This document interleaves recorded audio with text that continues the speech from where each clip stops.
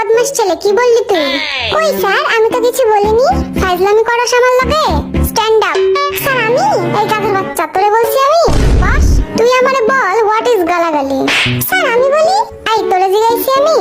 Sir আমি কিন্তু জানি গালাগালির সংজ্ঞা, বলবো নাকি? এই স্যারের বাসি তো বাজেই না। আর একজন যদি একটা কথাও বলছিস, এটা তোদের পিঠে ভাঙবো আমি। এই পিঠের বড় চুলালা, দাঁড়া তো। তুই খুব বদমাশ, তোর চেহারা দেখেই বোঝা যায়। কি বলেন স্যার, আমি তো একটা মাসুম বাচ্চা। তুই যদি মাসুম হোস তাহলে মাসুম কে? আচ্ছা এসব বাদ দেওয়া যাক, ক্লাস শুরু করি তাহলে। আমি সবাইকে কিছু প্রশ্ন করব, দেখি কে কেমন পারে।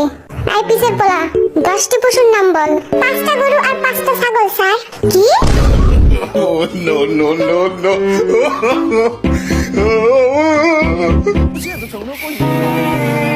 এই ঢংটা বাজে না কেন? চুপ কর সব। আই জিমিন, কাল তুই আসিসনি কেন? আমার দাদি মারা গেছে স্যার। পিড়ায় তোর পিঠের ছাল তুললাম আমি। ফাজলামি করার আর জায়গা পাস না তুই?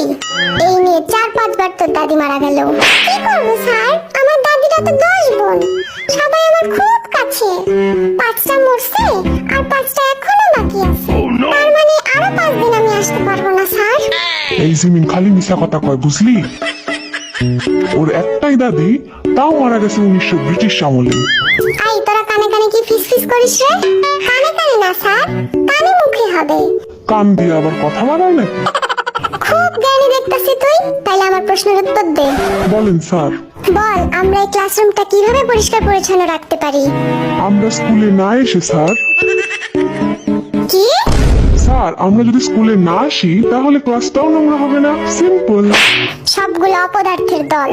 আইবি বল, আমি যদি তোকে 7টা বিড়াল আর 3টা কুকুর দেই, তাহলে তোর কাছে মোট কতগুলো প্রাণী হলো? 11টা স্যার। এই শিখছিস এতদিন? কারণ স্যার আমার কাছে তো আগে থেকেই একটা কুকুর আছে, তাইলে তো 11টাই হলো। আল্লাহ গো, এই আমি কই আইছি? কি রে সুগা, মন খারাপ কেন তোর? কই না তো স্যার। আরে লজ্জা পাস না, বন্ধু ভেবে বলে ফেল। কাল 1 ঘন্টা মিমের জন্য কোচিং এর বাইরে দাঁড়াইছিলাম, কিন্তু মিমের দেখা পাইলাম না। এই তোর লজ্জা শরম নাই? তুই স্যারকে এসব বলতেছিস? স্যার আপনিই তো কইলেন লজ্জা না পাইতে। চুপ কর বেয়াদব। এবার জাঙ্কুক বল, সূর্য পশ্চিম দিকে ওঠে না কেন? আমি পরীক্ষায় পাশ করি না বলে। Oh, no, কি? no, no. কারণ আমার মা বলেছে আমি যেদিন পাশ করব সেদিন নাকি সূর্য পশ্চিম দিকে উঠবে। ও খোদা, তুইলা লাও আমারে। এইভাবে পড়াশোনা করে জীবনে কি হবে শুনি? Sometimes I am ভাবিং